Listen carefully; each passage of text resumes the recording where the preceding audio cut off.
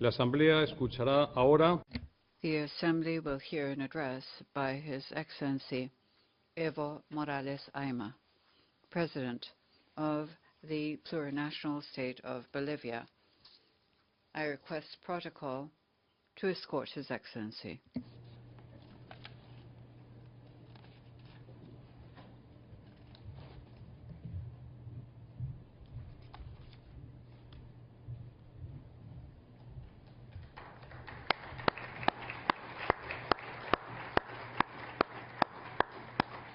en nombre de la Asamblea General On behalf of the General Assembly, I have the honor to welcome to the United Nations His Excellency Evo Morales Ayma, President of the Plurinational State of Bolivia, and to invite him to address the Assembly.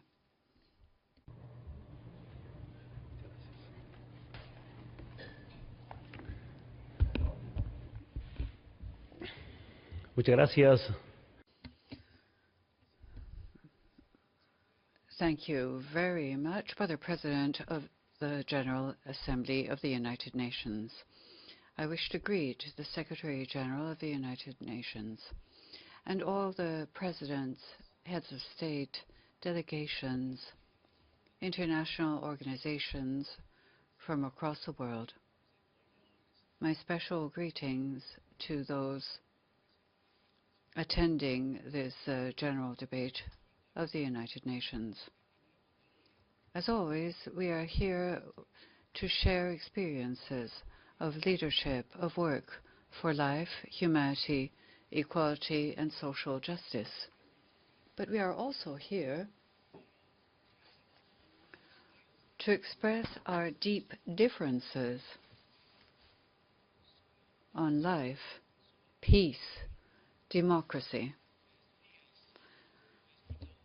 which I have been listening to over the past few days from some powers which leave a lot to be desired when we talk about liberty, equality, dignity, and sovereignty as well. Brother and sister presidents present here today, thanks to the consciousness of the Bolivian people, I am now in my 8th year in the presidency. In my almost 8 years as president, in spite of the economic and financial crises of some so-called developed and industrialized and even exaggeratedly industrialized countries, because some powers industrialize simply to put an end to life, in Bolivia we have economic growth of 4.8% on an average. Previously, it was just over 2% with the economic policies of the free market and neoliberalism. This year, economic growth is estimated at 6% at least. We are doing well. Thanks to this economic growth, I would like to tell the United Nations that the Millennium Development Goals have reduced poverty. We have met the Millennium Development Goal of reducing extreme poverty, and the United Nations data for 2011, where 1 million Bolivian men and women entered the middle class.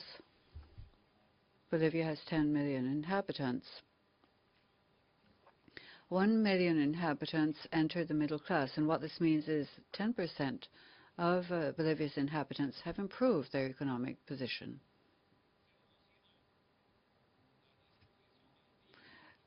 Undernutrition of children under 5 has decreased.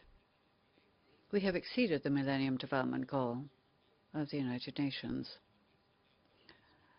The rate of literacy for the population between 15 and 24 years of age was met. UNESCO declared Bolivia a country free of illiteracy thanks to the cooperation of Cuba and Venezuela, who have been working with us on this goal since 2007. The coverage of maternal health has been reached, as well as a decrease in mother and child mortality. We have created bonuses for pregnant sisters and also for children under 2 years of age, which has made it possible to see a decrease in maternal and child mortality. We have a program with more investment for water. It's called My Water. I must thank the Inter-American Development Bank for its contributions. We are now in the third program with $300 per municipality in rural areas, and this has made it possible for us in some municipalities to provide 100% of these municipalities with drinking water. I've just come from a major activity in the Department of Santa Cruz. I visited 2 municipalities. In 2 of them, the mayors told me that they are not mayors belonging to the party in power.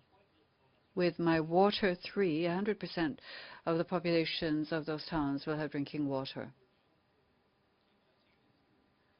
So I'd like to tell you that investment in water is a blessing for life.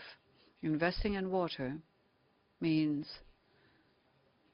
getting rid of disease, because drinking water makes it possible for the population to avoid contracting diseases. Dear brothers and sisters, I would like you to know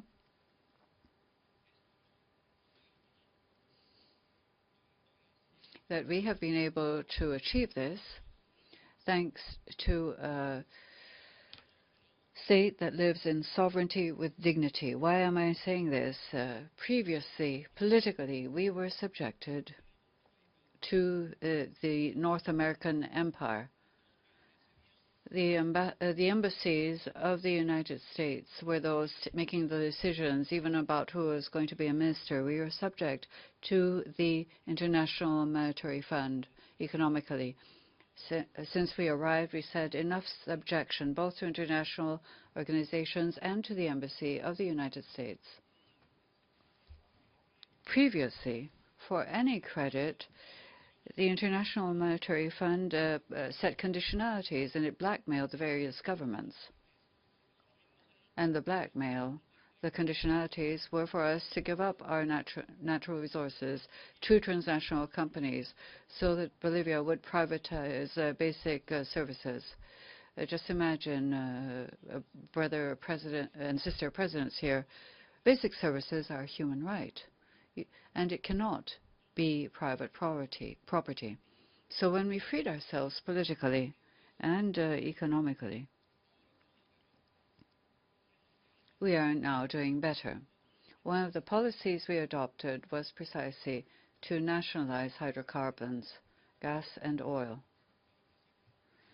I want you to know, just to let you know, share a small experience with you. Previously, contracts with transnational said the bearer acquires a right to property at the mouth of the well, while we, union leaders, were saying, why are gas and oil not property of the Bolivians? They said, yes, as long as it's under the ground, it belongs to Bolivians. Once it's out of the ground, it no longer belongs to Bolivians. They invented this business of the bearer of title, of the petroleum companies, and they acquired property at the mouth of the well. Out of all property, 82% was for transnationals, especially mega oil fields, and 18% was for Bolivians. It was pillage. It was robbery. Since we nationalized hydrocarbons, I must say that we have really begun to improve the economic situation and the social conditions of our country. Just one example, brothers and sisters. The sales of oil and some of the resources were $300 million before I took the presidency. Today, it's going to be more than $5 billion. Last year, we almost reached $5 billion. It continues to grow with the investment, and today, we have reached the stage of giving added value to these natural resources.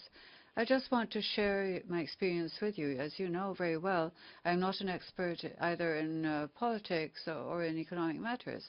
But at the request of the Bolivian people, I am here, learning daily on the basis of the needs, the problems, and the demands of my people, the people of Bolivia. Besides that, I would like you to know that this work we do together with social organizations, which are organized representatives of the people, is going very well. I would like the United Nations and the Secretary General to know that through directive, we are working on the patriotic agenda for 2025. What exactly is this patriotic agenda for 2025? Bolivia was established in 1825, and in 2025 it will celebrate 200 years of its existence as a republic, which now a plurinational state. And we are working with all the social movements and all of the authorities, local governments and provincial governments, so that there will be a medium and long-term plan which will make it possible to guarantee the future of the generations to come.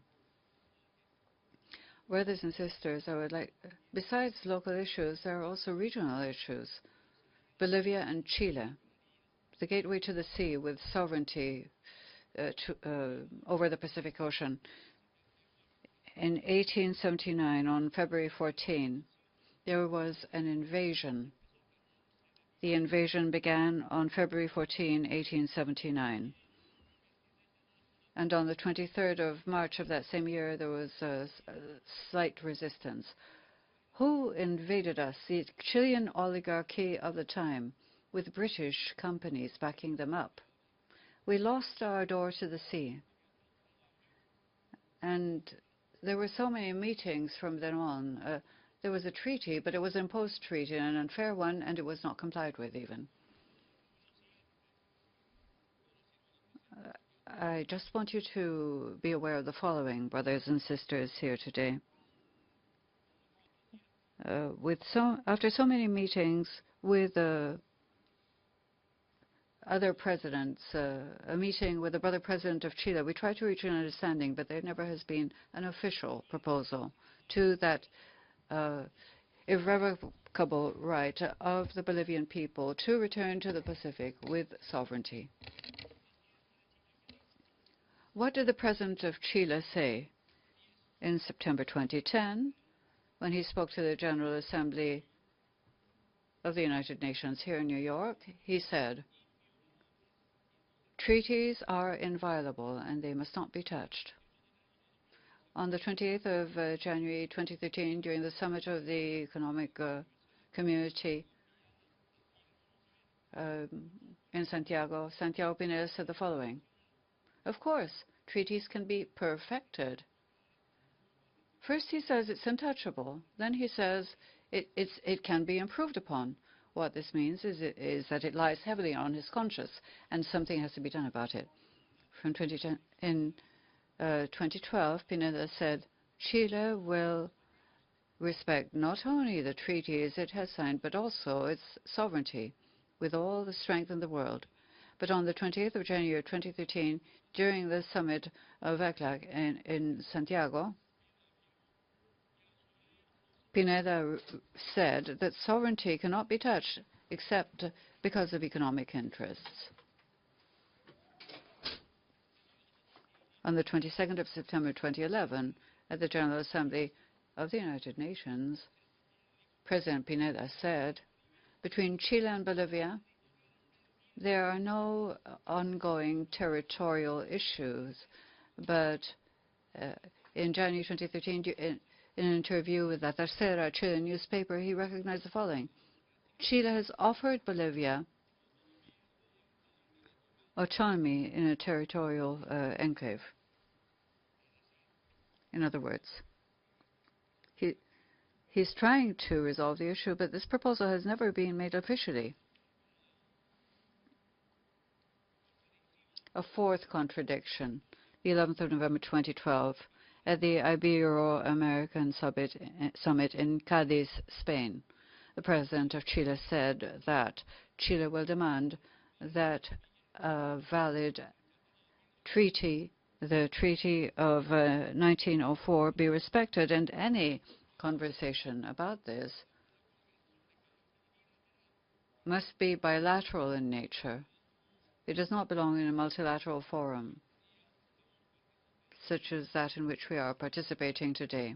The 2nd of February 2013, what did the President of Chile say? He said, the possibility of an exit to the sea without sovereignty through Arica will come to an end if Peru wins its case at The Hague. Another contradiction, in June 2013, President Sebastián Pineda said, Chile has the right, and it will strongly defend the conviction. It will defend its territory, sea, and sovereignty with strength and conviction. And Chile is a country which knows that it will never bend in the legitimate defense of its territory. In June, he said that Chile will not cede to the Bolivian position, even though President Morales continues to discredit him. He also said, naturally, we will respect the Hague decision. Chile respects decisions of the Hague. Brothers and sister presidents, I simply wanted to tell you, to avoid conflict, Bolivia is a peaceful state. It has lived in peace since the refoundation of the Plurinational state. With great respect, I wish to inform you that we went to the international courts. We have requested the International Court of Justice to declare the obligation that the Republic of Chile has to effectively negotiate in a timely fashion and in good faith an exit, a sovereign outlet to the Pacific to maintain Bolivia's rights to the sea. I want you to be aware that this case cannot be interpreted or seen as an act of hostility. Quite the contrary. It is a demonstration of respect and confidence, the confidence that Bolivia has in the mechanisms for the peaceful settlement of international disputes. You can imagine how much damage we suffered economically, geographically, and the damage done to the people of Bolivia by this invasion of 1879 to past and present and future generations. Our grandparents continue to ask us, when are we going to go back to the sea? Because Bolivia was born with an outlet to the sea, to the Pacific. We are seeking a solution, a peaceful solution to this dispute. Brothers and sisters,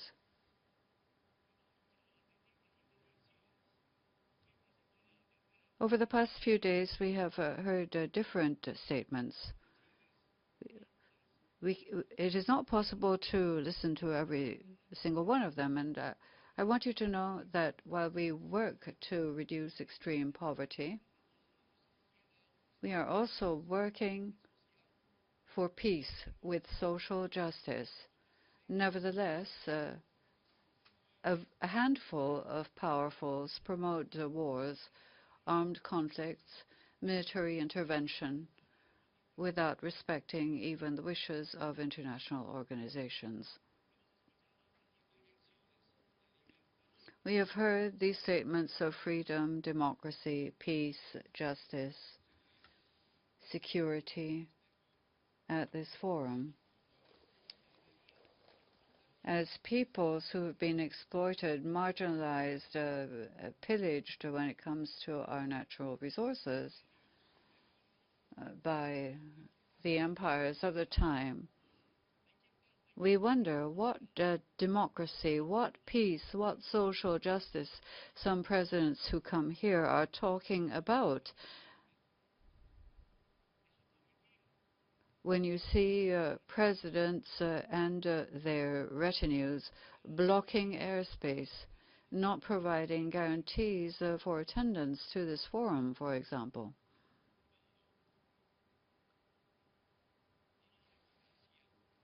When they speak of democracy, how can they mention it when the espionage services of the United States violate human rights, the privacy, and the security of other states using private companies. Not only do they spy on democratic governments, but even on their own allies, their own citizens, and the United Nations itself. Well, fine, let them spy on anti-imperialist presidents if they want, but spying on the United Nations? Spying on their allies? I feel that there is a lot of overweening arrogance against the rest of humanity. So we continue to look at this. Not only do they spy, they also hatch coups d'etats. What peace can we speak of when military spending sacrifices the human rights of our peoples? How is it possible? And I'd like to ask the people of the United Nations, how is it possible when there are so many unemployed for your government, for your president to spend $700 billion on the military? It is not possible for these huge amounts of money to be spent on the military and on espionage when there are so many brothers and sisters in the United States without homes, without jobs, without schooling. I simply cannot understand how they can spend so much money to interfere in other countries while leaving their own unprovided for. Mention is made of human rights. When torture is carried out in military bases of the Middle East, in the Guantanamo prison, union leaders or political leaders who do not share the views of imperialism and capitalism are also tortured. They cannot believe that they are masters of the world. They are mistaken. And beside that, they sign agreements, but they don't sign some of the most important treaties in the world. They do not respect United Nations resolutions.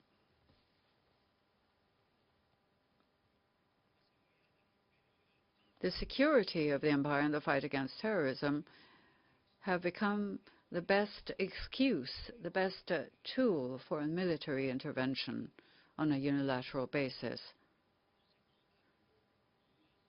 You do not combat terrorism with more military spending or by training more military forces. As far as I know, you fight terrorism with social policies, not with military bases. You fight it with religious tolerance, with more democracy, more equality, more justice, and more education. What country is free from problems? Of course there are differences. The best thing to do is to provide means. Even if we don't all have the same economic policies, capitalism wants to emerge from its crisis through war and armed intervention. We must ask ourselves, who benefits from the wars? Who distributes the natural resources after intervention? Whose hands do they end up in? The countries that have been invaded after bombings. Who is really governing in the United States? That's what I'm wondering. The citizens? Or is it the companies that promote wars? At least, from the outside, I'm not an ambassador living in the United States, but from the outside, what we see is that those who finance political campaigns, election campaigns, are bankers and big businessmen. They're the ones setting policy. Those who govern cannot be mistaken, nor can they be confused about the conflict in Syria. We naturally vehemently disagree with the use of chemical weapons and weapons of mass destruction. But who has the greatest nuclear arsenal in their hands? Who invented chemical weapons? Who industrialized these weapons that put an end to human lives? At least in my region, things are perfectly clear to us. We know whose hands they are in, where they come from, and who is producing them. Democracies do not wage war. What we are saying is that those who decide on the course of wars are the arms industry, the financial system, oil companies, and all of these are the plutocracy. Plutocracy has become the substitute for democracy. The rich and powerful decide on the future of the world.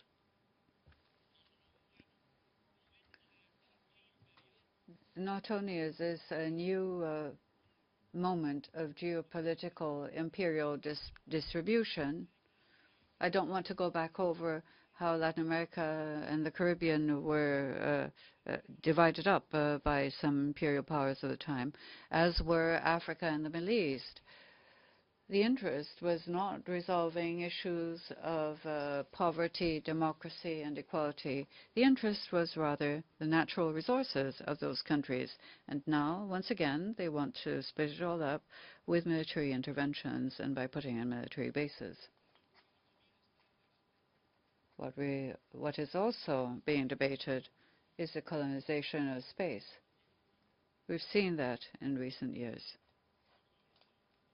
The masters of the world, those who believe that they are the masters of the world, have told us that their power has no limits and that they can intervene wherever they feel like doing so. So I wonder then what the United Nations are for. Why do we have treaties? Why do we have conventions? What use is multilateralism?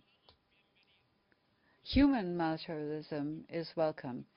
Inhumane interventionism will be fought against by all peoples of the world. As a union leader from one of the most humiliated sectors in the history of Latin America, the indigenous people's peasant movement. War is a business for capitalism. There cannot be peace without justice nor equality as long as the business of war has pride of place. They trigger wars, they wage wars for their businesses. This is why I believe it is important at this event to consider these issues in depth. Another dimension is the war against drug trafficking.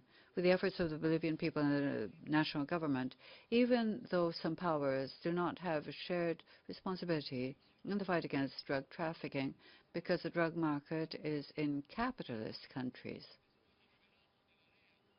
After we got rid of the DEA with the national policies, and thanks to neighboring countries like Argentina, Brazil, and Chile, who I must thank for the joint work, we have seen an improvement, a better way of fighting drug trafficking than with the DEA. The United Nations has seen the reduction in drug trafficking in Bolivia, but it was not certified by the government of the United States. Who should we believe? I leave it up to you. Should we believe in the United States or in the United Nations?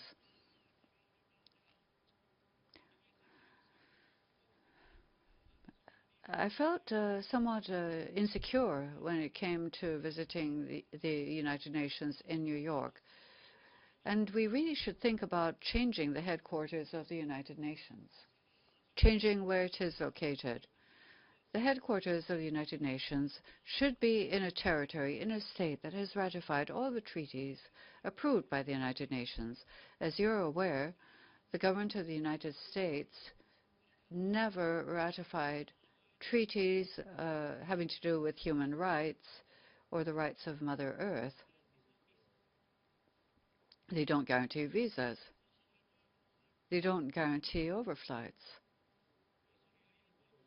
My solidarity with the President of Venezuela, Comrade Maduro. So, how can we be certain that a meeting of the United Nations here in New York is secure? How do we feel safe? Perhaps some of us feel secure, but those who do not share the views of imperialism and capitalism feel completely insecure. And I just want to ask you, not out of fear, we should not, because of fear, be complicit in such an arrogant attitude towards the peoples of the world.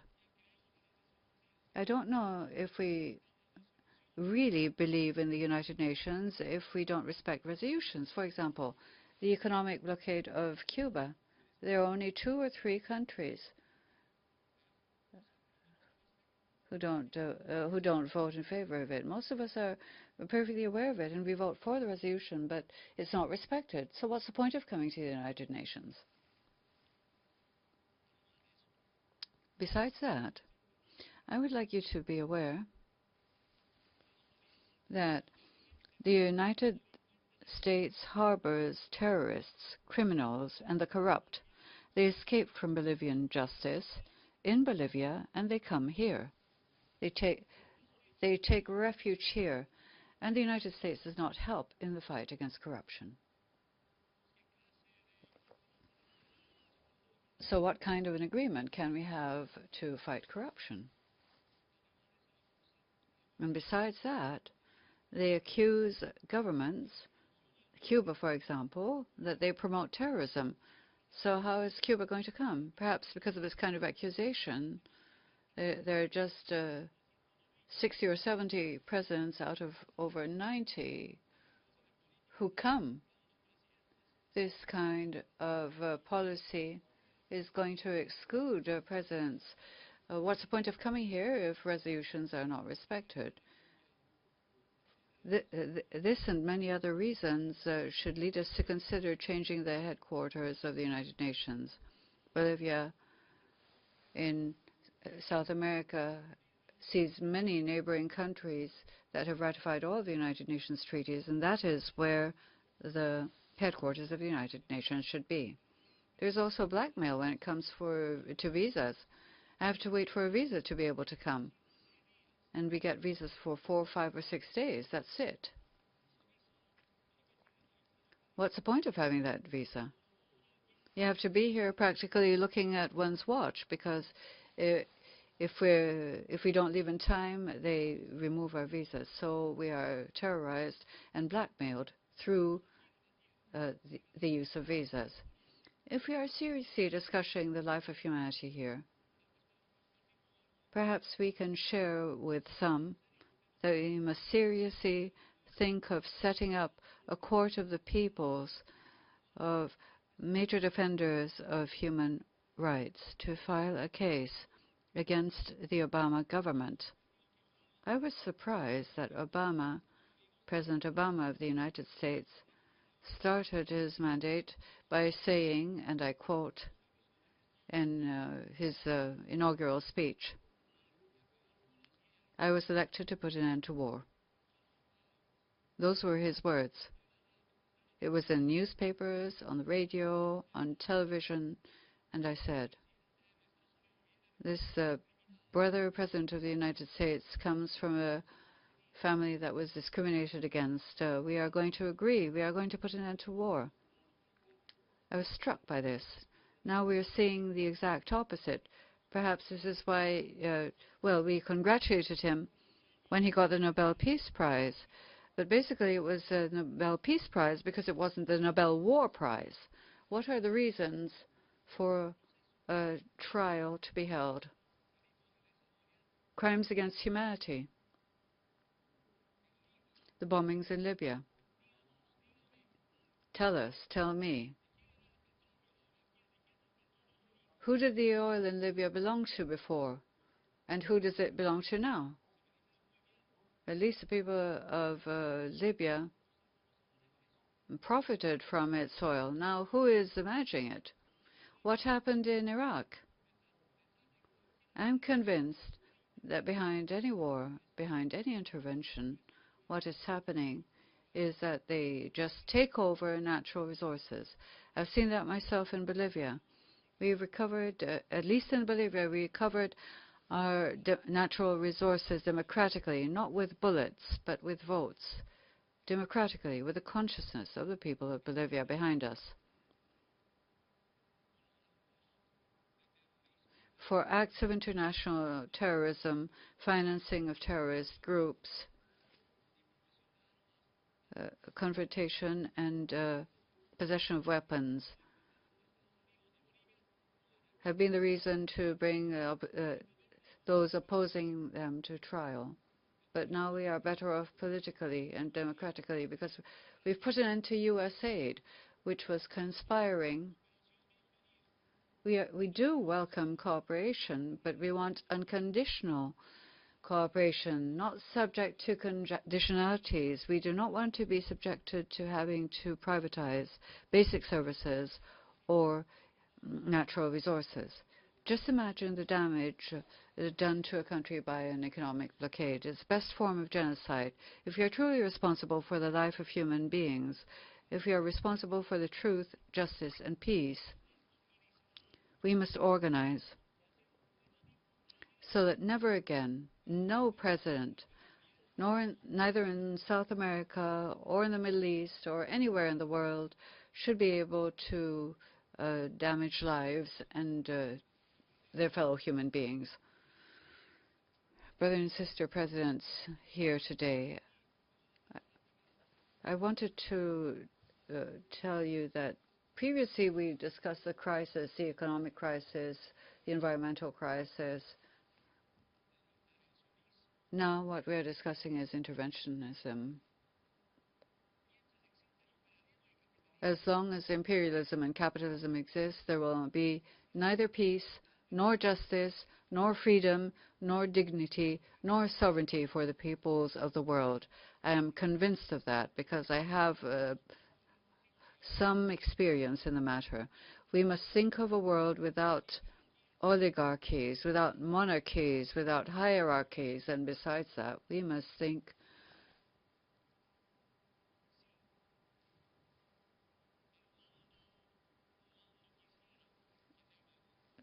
of the kind of leadership we want in the world. We all have sovereignty and dignity, no matter how small and backward our peoples may be, developing countries as they call us. But whatever our situation may be, we have dignity and we have sovereignty. Now, this sometimes the political class is harmed by arrogance, and as president, we must work against these attitudes that harm the political class. Corruption and abuse of power. Our obligation is to change the way people do politics. In my experience, politics is not a business. It is not for profit. It is service. It is commitment to our peoples. If somebody thinks that politics are a profitable business, they are mistaken. And that president will not do well. If a government makes it possible for bankers, the financial sector, the transnationals, and businesses run their countries, they are mistaken. Power must be in the hands of those democratically elected by the people, and thus participating in social forces for the well-being of our peoples. We salute the fact that private property is respected, but it is quite different when the private sector decide on economic policies for a chosen few. And with this little experience that I have, I would like to ask all of you to fight economic policies that damage humanity, reiterating that as long as there is an empire and capitalism, the fight will go on. The people will continue to rise up and there will be no justice. If we can free ourselves of the empire and capitalism, there will certainly be peace with social justice. There will be sovereignty, and there will be dignity for our peoples. Thank you very much.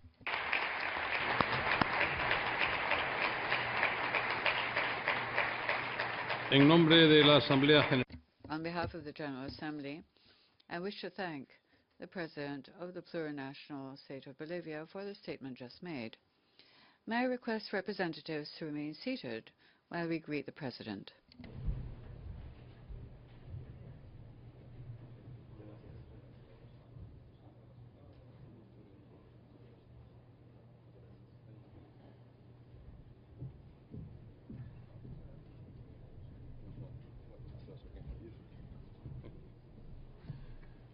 Now,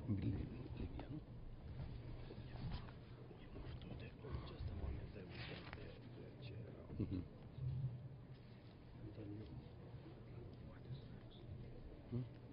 But I have to say now that we go on to the general debate.